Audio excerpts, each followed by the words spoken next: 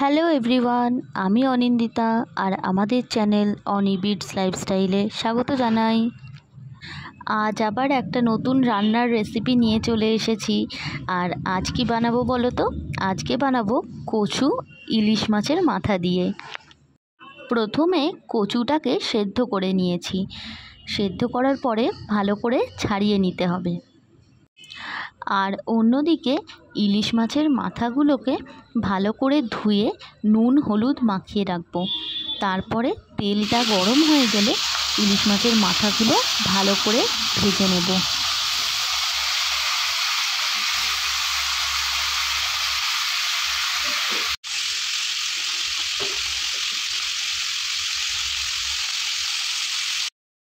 সব ভাজা হয়ে গেছে।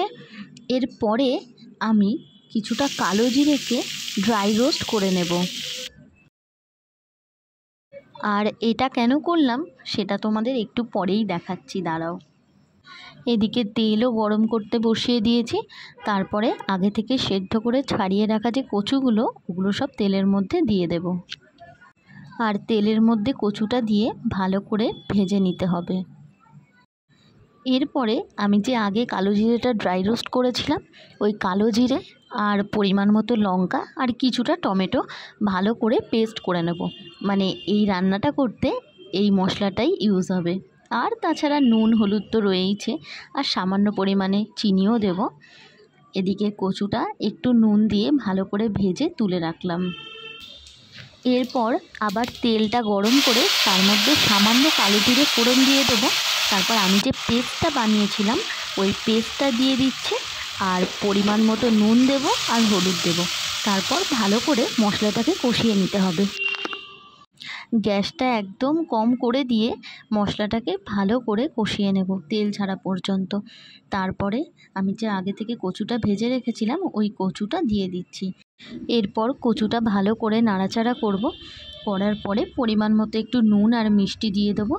তারপরে এতে জল দিয়ে দেবো। জলটা গরম জলই দেব। বেশ কিছুক্ষণ এটা ফুটলে তার মধ্যে আগে থেকে ভেজে রাখা ইলিশ মাছের মাথাগুলো এর মধ্যে দিয়ে দিতে হবে। কি বলো তো, অনেক দিন ধরেই ইলিশ মাছ খাওয়া হচ্ছে, কিন্তু মাথাগুলো সব জমে যাচ্ছে। তাই ভাবলাম যে মাথাগুলো দিয়ে তো একটা কিছু করতেই হবে। তাই আজকে এই নতুন একটা রেসিপি ট্রাই করলাম। তোমাদের কেমন লাগলো সেটা কিন্তু জানিও। এইভাবেই মাছের মাথাগুলো সব দেওয়ার পরে একটু নাড়াচাড়া করে 10 মিনিট মতো ঢাকা দিয়ে রেখে দেবো গ্যাসটা কমিয়ে। তারপর 10 মিনিট হয়ে গেলে খুলে দেখতে হবে মাছটা কীরকম অবস্থায় রয়েছে। তারপরে গ্যাসটা বাড়িয়ে দিয়ে ওই 5 মিনিট মতো ফুটতে দেবো। ব্যাস, রান্না আমার হয়ে গেল। আর খেতেও কিন্তু খুব ভালো লাগে। তোমরাও কিন্তু ট্রাই করে একবার দেখতে পারো। কেমন লাগলো রান্নাটা জানিও। ভালো লাগলে কিন্তু লাইক শেয়ার কমেন্ট করো। খুব অল্প মশলাপাতি দিয়েই রান্নাটা কিন্তু তোমরাও করতে পারবে। ভালো লাগলে আমার চ্যানেলটা কিন্তু সাবস্ক্রাইব করে দিও। Thank you.